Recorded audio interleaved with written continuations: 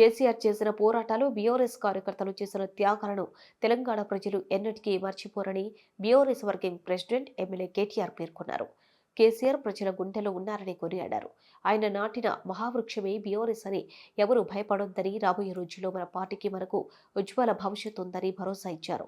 రాష్ట్ర ప్రజలు అన్నీ గమనిస్తున్నారని, మళ్లీ మనమే రావాలని కోరుకుంటున్నారని, రాష్ట్రంలో ఎన్నికలు ఎప్పుడు వచ్చినా బీఆర్ఎస్దే విజయమని ధీమా వ్యక్తం చేశారు. సిరిసిల్ల తెలంగాణ భవనంలో తోట అఘయ్య అధ్యక్షతన నిర్వహించిన దీక్ష దివాస్ సన్నాహక సమావేశానికి ఆయన హాజరై దిశానిర్దేశం చేశారు. దీక్ష దివాస్ కు జిల్లా నలుమూలల నుంచి కార్యకర్తలు, నాయకులు పెద్ద సంఖ్యలో వచ్చి విజయవంతం చేయాలని పిలుపునిచ్చారు.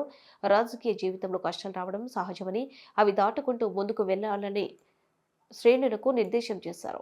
వాళ్ళకి చెప్తున్నాను, మీరు ఎన్నికల్లో మా మీద గెలవలేరు. ఇప్పుడు వరుసగా 5వ సారి నేను ఇక్కడ ఎమ్మెల్యేను, 5 ఎన్నికల్లో గెలిచిన. ఇక్కడ కాదు, మీతో ఎలక్షన్లో గెలిచే దమ్ము లేదు. ఏం చేయాలి మరి? ఇలా గెలిచినాం కదా, ప్రభుత్వం వచ్చింది కదా అని అడ్డం పెట్టుకొని, పదవి ఉన్నా లేకపోయినా ప్రజలు చీత్కరిస్తున్నా, ప్రజలు పక్కకొద్దు మీరు చీకొడుతున్నా, ఇవాళ అధికారులను అడ్డం పెట్టుకుని ఊరేగుతున్న సన్నాసులు ఎవరైతున్నారో వాళ్ళకి చెప్తున్నా నేను. కనీసం వీళ్ళకి ఎంత తెలివి తక్కువలంటే నేను మొన్న చూసి నవ్వుకున్నా. ముఖ్యమంత్రి వచ్చిండు జిల్లాకు, ఏదో 4 మంచి మాటలు చెప్పిపోతారేమో అనుకున్నా.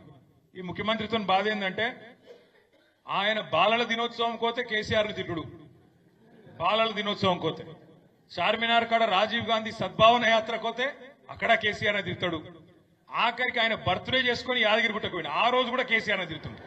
ఇక సిరిసిల్లకు వచ్చినాక ఎట్లా తిడతాడు, నీకు తెలుసు నాకు తెలుసు.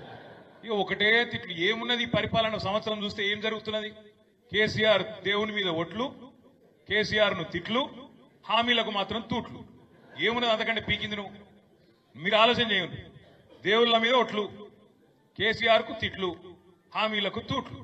6 గ్యారంటీలు అన్నారు. 6 గ్యారంటీ మాత్రమే అమలైంది. ఇంకొక్కటని అమలైందా? రుణమాఫీ అన్నం అయిందా? కాలేదు. ఊళ్ళల్లో కొంత ఈ బలగొట్టట్టున్నారు కాంగ్రెస్ వాళ్ళను. మొన్న మీరు చూసిండ్రు కొడంగల్లా ఏమైంది? కొడంగల్లా సొంత నియోజకవర్గం ముఖ్యమంత్రి. ఇప్పుడు సొంత నియోజకవర్గంలో లొల్లైంది. మా దగ్గర కూడా అయింది, ఇక్కడ నేరేళ్ళలో అయింది. నేను పోలేదు హాస్పిటల్కు, వేములవాడకు పోయినా. వేములవాడ పోయి మొత్తం ఆ నేరేళ్ల బాధితులు అక్కడుంటే కలిసిన, వాళ్ళకు న్యాయం చేస్తాను మాట ఇచ్చినా, ఎంతో కొంత న్యాయం చేసే ప్రయత్నం చేసిన.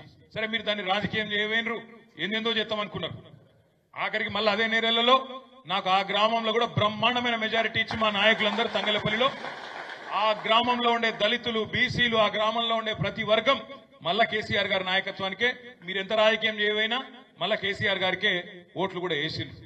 అందుకే నేను ఏమంటున్నా అంటే, ప్రజాస్వామ్యంలో ఎక్కడన్నా పొరపాట్లు జరిగితే, తప్పులు జరిగితే, తెలియకనో తెలిసో జరిగితే పాలకులకు ఉండాల్సిన ఇంగితం ఏంటంటే పోవాలి, కూసోవాలి, అవసరమైతే 4 దొబ్బులు తినాలి, కానీ వాళ్ళ మనసు గెలుచుకునే ప్రయత్నం చేయాలి. అది చేయకుండా